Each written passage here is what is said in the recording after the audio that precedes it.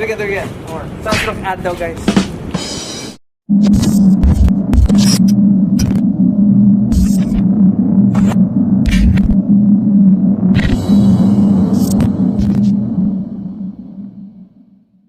Isa na namang sexy na Pinay ang tampok natin sa Kwentong Sikat TV. Isang Pinay na may magandang pangangatawan, kabilang siya sa most sexiest woman in the world at laking South Korea. Ating kilalanin ang maiksing kwento ni Jinri Park. Kung hilig mo ang mga ganitong klaseng mga video, ay huwag kalimutan mag-subscribe at i-click na rin ang notification bell para lagi kayong updated sa susunod ko pang mga video. Kaya simulan na natin.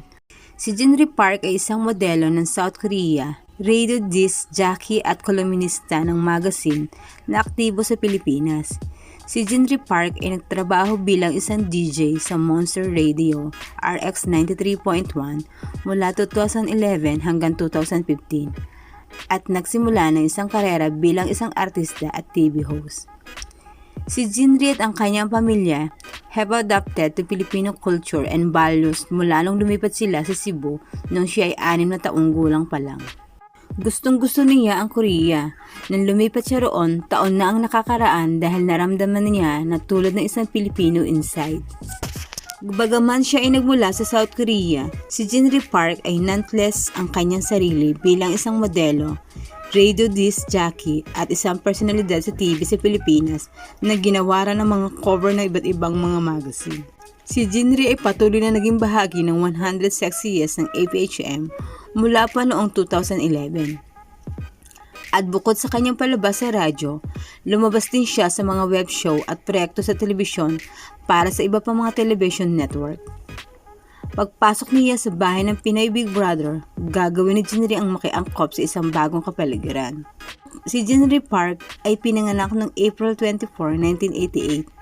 Lumitaw siya sa Grab Your Book, ang The Jinri Experience na inilabas ng Summit Media, ang publisher ng APHM at sa wakas bilang cover girl noong August 2013. Naabot na ni Jinri Park ang top 10 in 2014 Sexiest Woman list. Siya ay sumali rin sa kompetisyon ng Brazilian Jiu-Jitsu International. Noong March 22, 2020, isiniwalat ni Jinri na kinasal na siya sa isang Filipino-Australian na nangangalang John na hindi mula sa entertainment industry. Ito ay nakilala niya sa Sydney, Australia. Mula na lumipat, nagsimula siya magtrabaho bilang isang waitress.